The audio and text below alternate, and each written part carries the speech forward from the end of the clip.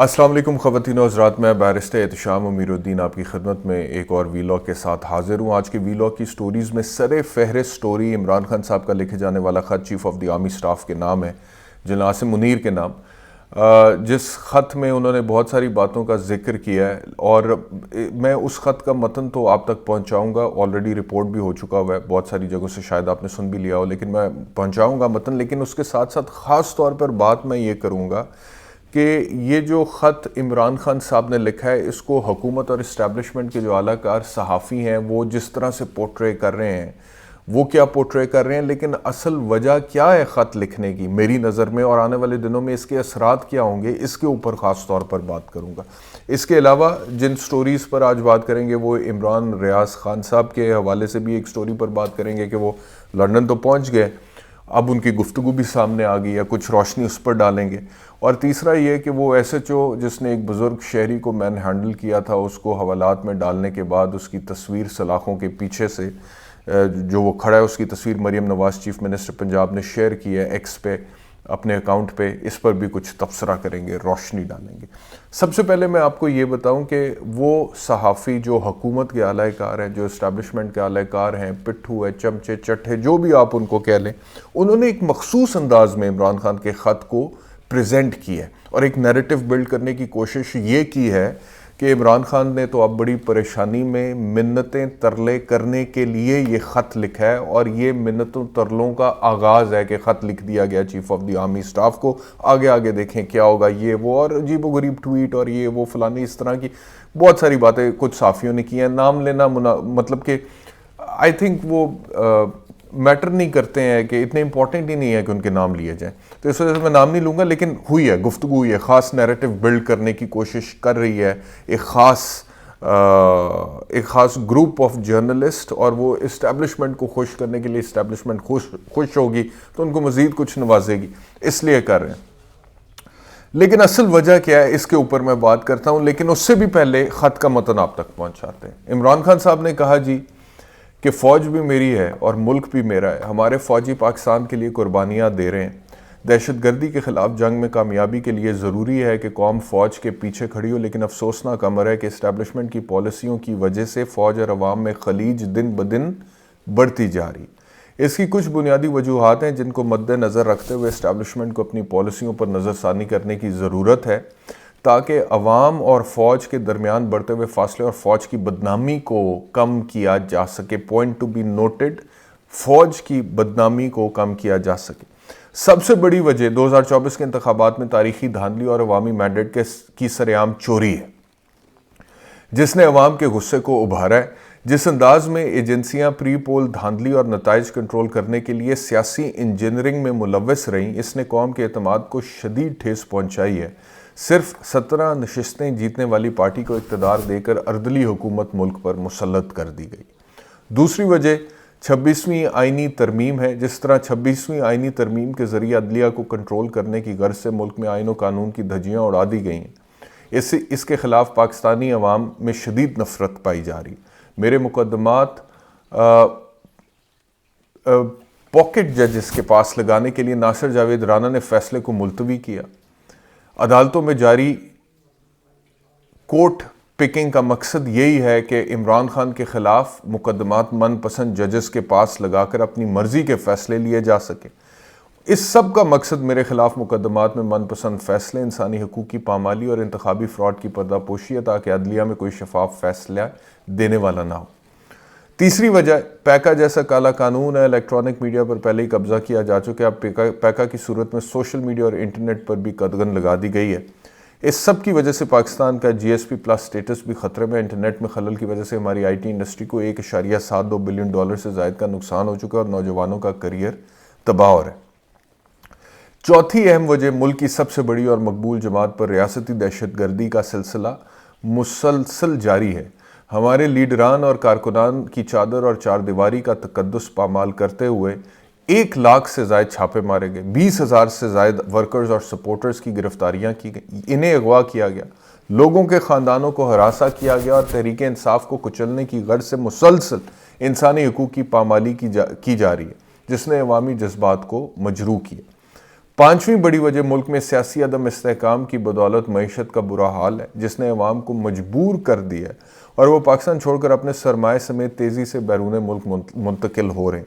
معاشی عدم استحکام اپنی انتہا پر ہے، گروتھ ریٹ 0 ہے اور پاکستان میں سرمایہ کاری نہ ہونے کے برابر ہے۔ کسی بھی ملک میں قانون کی حکمرانی اور عدل کے بغیر سرمایہ کاری ممکن نہیں ہوتی ہے۔ جہاں دہشت گردی کا خوف ہو وہاں کوئی سرمایہ کاری کرنے کو تیار نہیں ہوتا۔ سرمایہ کاری صرف تب آتی ہے جب ملک میں عوامی منگوں کی ترجمان حکومت قائم ہو، اس کے علاوہ سب کلیے بیکار ہیں۔ 6ٹھی بڑی وجہ تمام اداروں کا اپنے فرائض چھوڑ کر سیاسی انتقام کی غرض سے تحریک انصاف کو کچلنے کا کام کرنا ہے۔ میجر کرنل سطح کے افراد کی جانب سے عدالتی احکامات کی دھجیاں بکھیرنے کا سلسلہ جاری ہے۔ عدلیہ کے فیصلوں کو جوتے کی نوک پر رکھا جا رہا ہے، جس کی وجہ سے پوری فوج پر نسلہ گر۔ پرسوں ATC کے جج نے عدالت میں میری اہلیہ کو شامل تفتیش ہونے کا حکم دیا، اس کے باوجود کہ وہ آنا چاہتی تھیں کسی نادیدہ قوت نے اس کو سیبوٹاج کیا۔ بحیثیت سابق وزیر اعظم میرا کام اس قوم کی بہتری کے لیے ان مسائل کی نشاندہی ہے جس کی وجہ سے فوج مسلسل بدنامی کا شکار ہو رہی۔ میری پالیسی پہلے دن سے ایک ہی ہے، یعنی فوج بھی میری اور ملک بھی میرا۔ ملکی استحکام اور سلامتی کے لیے ناگزیر ہے کہ فوج اور عوام کے درمیان خلیج کم ہو، اور اس بڑھتی خلیج کو کم کرنے کی صرف ایک ہی صورت ہے، اور وہ ہے کہ فوج کا اپنا آئینی حدود میں واپس جانا، سیاست سے خود کو علیحدہ کرنا اور اپنے معین کردہ ذمہ داریاں پوری کرنا، اور یہ کام فوج کو خود کرنا ہوگا، ورنہ یہی بڑھتی خلیج قومی سلامتی کی اصلاح میں فالٹ لائنز بن جائیں گی۔ عمران خان صاحب کا یہ خط ہے۔ اب اس خط کو جس طرح سے حکومت میں تو رانا ثناءاللہ کا سٹیٹمنٹ ہے کہ یہ عوام اور فوج میں فرق پیدا کرنے کے لیے عمران خان نے خط لکھا ہے، جبکہ حقیقت یہ ہے کہ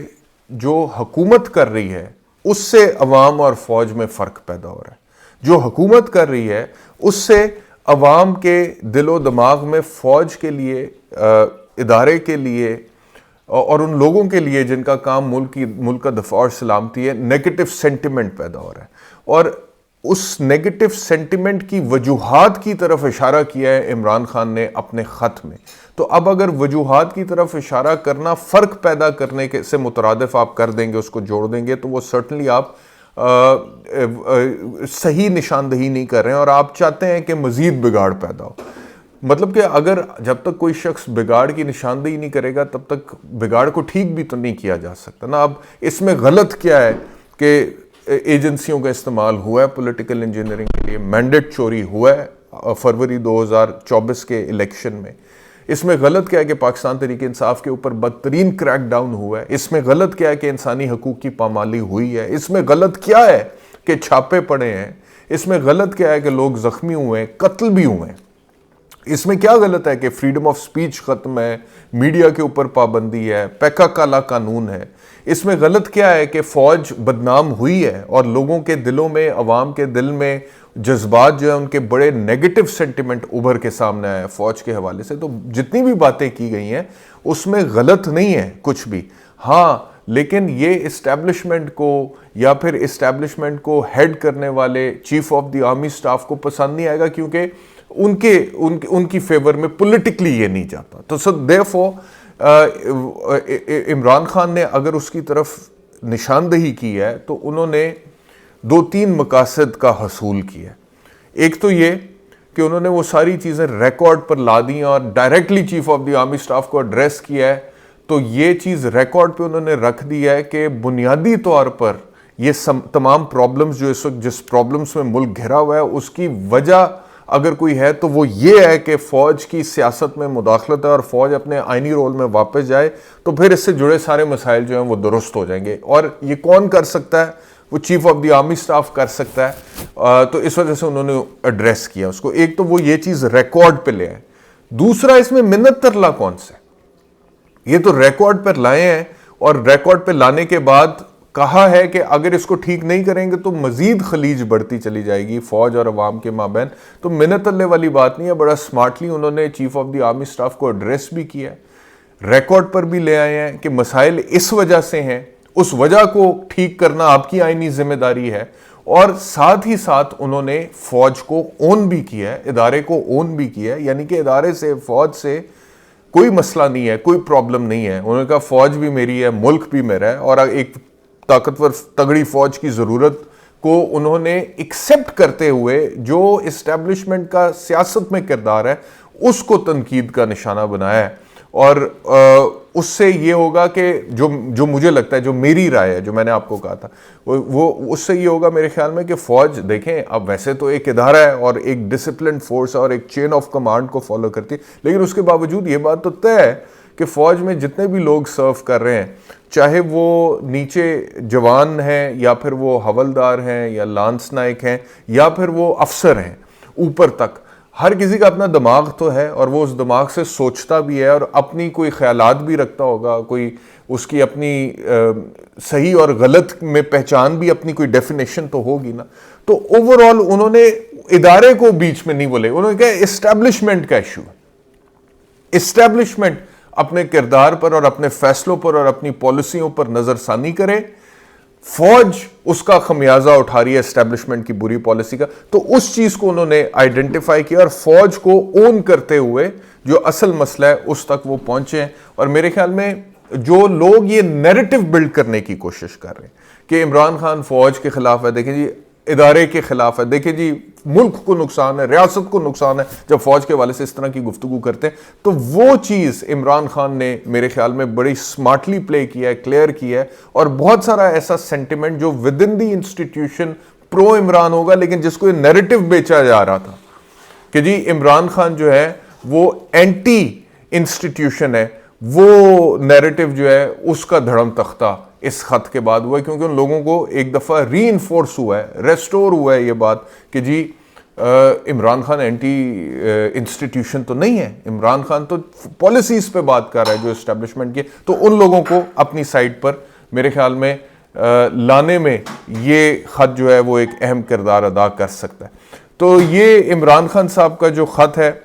اس کو لکھنے کے پیچھے جو بنیادی وجہ ہے میرے خیال میں وہ یہ ہے, اور حکومت اس کے اوپر جو بھی بات کر رہی ہے یا وہ جو حکومت کے اعلیٰ کار صحافی جو بھی بات کر رہے ہیں وہ اپنی جگہ پر کر رہے ہیں, لیکن وہ سرٹنلی ایک فالس نیریٹو بلڈ کر رہے ہیں جس کا حقیقت سے تعلق نہیں ہے. اس کے علاوہ جو سٹوریز ہیں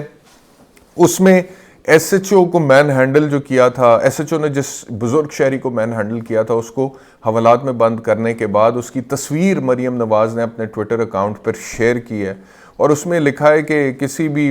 پنجاب سے تعلق رکھنے والے شخص کا پنجاب کے لوگوں کا تقدس اور وقار مجروح نہیں ہونے دوں گی میں, اور یہ دیکھیں یہ وہ ایس ایچ او ہے, اس کو ہم نے تھانے میں بند کر دیا. تو سوال یہ ہے کہ یہ تو چلو ایک ایس ایچ او کو آپ نے پکڑ اور اس نے حرکت غلط کی تھی اور وہ یہی ڈیزرو کرتا تھا, لیکن بہت سارے لوگ بہت اہم عہدوں پر بیٹھے ہوئے ہیں اوپر جو روزانہ کی بنیاد پہ عوام کا تقدس اور عوام کا وقار مجروح کر رہے ہیں, جو روزانہ کی بنیاد پہ ایسے عمل کرتے ہیں یا ایسے ایکٹس ہیں, بیہیویئر ہے ان کا جیسے عوام کے تقدس اور وقار کی خلاف ورزی بھی ہو رہی ہے اور توہین بھی ہو رہی ہے, اور اس میں بنیادی طور پر جو ہے وہ مینڈیٹ چوری ہے. تو ان کا بھی کوئی احتساب ہے کہ نہیں ہے, یا پھر ایک ایس ایچ او لیول کے بندے کو پکڑ کے ٹھیک ہے اس نے غلط کیا اور وہ ڈیزرو کرتا تھا, بالکل صحیح ہے, لیکن یہ جو ڈرامہ ہے نا جی کہ ہم احتساب کر رہے ہیں, اس احتساب کے لیے سب سے پہلے آپ کو خود کو پیش کرنا ہوگا, because people are questioning your authority to do it. یعنی کہ وہ ایس ایچ او نے تو جو کیا وہ کیا ہے, آپ کی اتھارٹی کے اوپر بھی بہت بڑا سوالیہ نشان ہے کہ کس اتھارٹی سے آپ کر رہی ہیں جو کچھ بھی کر رہی ہیں. آخری سٹوری سوی لاء کی عمران ریاض خان کے حوالے سے, جن کے لنڈن پہنچ جانے کی خبر تک تو آپ تک پہنچ چکی ہے, لیکن اب ان کی گفتگو بھی سامنے آئی ہے اور کچھ انٹرویوز وغیرہ انہوں نے دیے ہیں جس میں ڈیٹیلز وغیرہ انہوں نے شیئر کیا ہیں, کس طرح پاکستان چھوڑا, کس طرح لنڈن پہنچے. ساری ڈیٹیلز تو نہیں بتائی ہیں لیکن موٹی موٹی تفصیلات انہوں نے بتائی ہیں, ذکر کیا, اور پھر جب وہ اٹھائے گئے تھے قید میں تھے تو کیا کچھ ان کے ساتھ ہوتا رہا. کچھ ڈیٹیلز پہلے بھی بتاتے رہے لیکن اب ذرا زیادہ کھل کر بتا رہے ہیں, کیونکہ سرٹنلی اب ان کی فیملی کو بھی ملک چھوڑنا پڑا ہے, انہیں بھی مجبوری میں چھوڑنا پڑا ہے, جو کہ بڑے افسوس کی بات ہے اور بڑی شرم کی بات ہے. اور جو ڈیٹیلز وہ بتاتے ہیں وہ سن کر بھی عام آدمی کو شرم آ جاتی ہے کہ یار اس طرح کے ملک میں ہم رہتے ہیں, یہ کچھ ہوتا ہے وہاں پہ اس لیول کے لوگوں کے ساتھ, تو عام آدمی کے ساتھ کیا ہوتا ہوگا. تو وہ ساری تفصیلات بڑی شرمناک ہیں، اور کچھ لوگ جو ان پر ابھی بھی تنقید کر رہے ہیں کہ جی وہ ملک چھوڑ کر چلا گیا، ان کی تنقید اس لیے میرے خیال میں بے بنیاد ہے کیونکہ جتنی مشکلات انہوں نے کاٹی ہیں پاکستان میں ہوتے ہوئے اپنے خیالات کی وجہ سے، وہ ان کے جو نظریات، جو بھی ان کا نظریہ اس کے ساتھ ان کی وفاداری کا ثبوت ہے. تو میرا نہیں خیال کہ انہیں کسی کو صفائی دینے کی ضرورت ہے. اور جو لوگ تنقید کر رہے ہیں وہ اپنے گریبان میں خود تو نہیں جھانکیں گے، کیونکہ بے شرم انسان تو نہیں جھانکتا ہوتا اپنے گریبان میں اسے کوئی، بلکہ کہے بھی کہ تو اپنے گریبان میں تو جھانک، اپنا کردار. بیٹھے جو لوگ مطلب کہ چمچے بن کے، پٹھو بن کے، آلائے کار بن کے تعریفیں کرنے میں لگے ہوتے ہیں اسٹیبلشمنٹ کی اور حکومت کی، تو انہوں نے کیا اپنے گریبانوں میں جھانکنا ہے؟ بدبو ہی آئے گی نا، تو نہیں جھانکیں گے. یا گھن آئے گی، نہیں جھانکیں گے. تو ان کو کہنا پڑتا ہے کہ اپنے گریبان میں تو جھانکو کسی پہ بات، جس کے بارے میں کہہ رہے ہو تو آلریڈی اتنی مشکلات اور تکلیفیں اس نے کاٹی ہیں اپنے نظریات کی وجہ سے، اور وہ ان نظریات سے وفاداری کا ثبوت دے کر نکلا ہے وہاں سے، جو میری رائے ہے. تو اب اس کے اوپر کوئی تنقید کرے اور وجہ ڈھونڈے تنقید کرنے کی، تو آپ سمجھ جائیں کہ وہ رانگ نمبر ہی ہے. مطلب کہ کہنے کا مقصد یہ ہے کہ عمران ریاض خان کے تمام نظریات سے اگر کوئی اتفاق نہیں کرتا تو وہ ایک علیحدہ بات ہے، لیکن یہ کہنا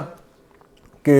وہ جی مشکل وقت آیا تھا تو اس وجہ سے بھاگ گیا، تو اس نے بڑی مشکلات وہاں پہ اور بڑی دلیری سے کاٹی ہیں اور بڑا فائٹ کیا ہے. لیکن میں تو بہت، واقعی میں آپ کو بتاؤں کہ بہت فرملی بلیو کرتا ہوں ان دا کانسیپٹ آف مائیگریشن. وہ ہجرت جو آپ صلی اللہ علیہ وآلہ وسلم نے بھی کی تھی، تو ہم تو ان کی جوتی کے خاک کے برابر بھی نہیں ہیں، پیروکار ہیں، کوشش کرتے ہیں کچھ نہ کچھ پیروی کرنے کی. تو وہ پیروی کا جو تعلق ہے وہ صرف مذہبی معاملات سے نہیں ہے، دنیاوی معاملات میں بھی آپ کو رہنمائی لینی چاہیے سیرت نبی سے. تو میرے خیال میں کہ جن حالات میں وہ گئے ہیں اس کو ہجرت ہی کہیں گے، اس کو کچھ اور نہیں کہہ سکتے. اور جو لوگ کہنے کی کوشش کر رہے ہیں، بنانے کی کوشش کر رہے ہیں، ان کا اپنا کوئی کیریکٹر نہیں ہے، اور وہ ان کی اتنی میرے خیال میں امپورٹنس بھی نہیں ہے کہ ان کا